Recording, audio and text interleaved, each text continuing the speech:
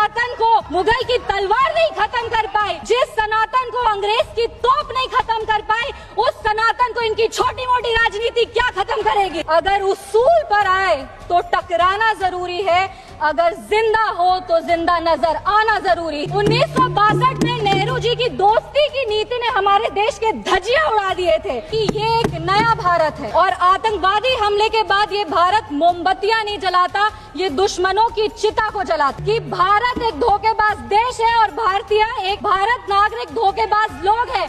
ये था भारत का इमेज आपके शासनकाल में। 2001 विश्व के सबसे बड़े लोकतंत्र के सबसे बड़े मंदिर पर हमला हुआ और ये लोग चुप बैठे रह गए। अगर नारी सम्मान में त्रुटि होगी तो फिर से महाभारत रचा जाएगा। सरेंडर से इनका विशेष लगाव इसीलिए भी है क्योंकि इतिहास गवाह है इन्होंने कितने बार विश्व के सामने भारत का सर झुका दिया है। विनय न मानत जल्द ही जड़ गए 3 दिन बीत, बोले राम सकोप तब भय बिनु होए न प्रीत। खतों का दौर गया अब फरमान भेजे जाते हैं, जो करते हैं भारत की आत्मा परवार वो सीधे कब्रिस्तान भेजे जाते हैं। कि 1971 में इंदिरा गांधी ने ये किया है, 1971 में इंदिरा गांधी ने वो किया, पर वो कभी भी 1971 का क्रेडिट बिहार के बेटे जगजीवन राम जी को नहीं देते हैं। पर अगर राष्ट्र सुरक्षा की और राष्ट्र हित की बात हो तो प्रभु श्री राम के धनुष को और श्री कृष्ण के सुदर्शन चक्र को भी उठाना जानता है। कि हमारे दुश्मन देश में एक युवा नेता है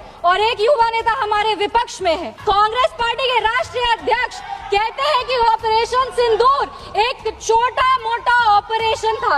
ये इनकी विचारधारा का समस्या है। इनकी विचारधारा ये कहती है कि अगर हिंदू धर्म को आगे लेके जाओ, हिंदू धर्म के पक्ष में बोलो तो वो सैफरन टेरराइजेशन है। पर इनकी राजनीति के लिए ये कहते हैं आतंकवादियों का कोई धर्म नहीं होता। ये दोहरा चरित्र क्यों है इनका? लेकिन कांग्रेस पार्टी इसको कभी नहीं रिकॉग्नाइज करेगी क्योंकि उनको दलित नेतृत्व से समस्या है। वो सिर्फ उनके साथ रहना चाहते हैं जो बाबा साहब के चित्र को अपने पैर पर रखते हैं। धन्यवाद सभापति महोदय, आपने ऑपरेशन सिंदूर जैसे महत्वपूर्ण विषय पर बोलने का अवसर दिया। विशेष रूप से आभार व्यक्त करेंगे हमारे पार्टी के राष्ट्रीय अध्यक्ष श्री चिराग पासवान जी का, क्योंकि आज इस बहस में हम पहली महिला सांसद हैं जो ऑपरेशन सिंदूर पर अपना पक्ष रख रही है, ऑपरेशन सिंदूर के फेवर में बोल रही है।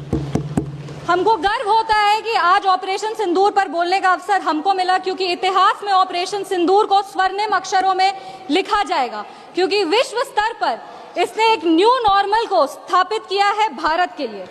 ये न्यू नॉर्मल की जो नींव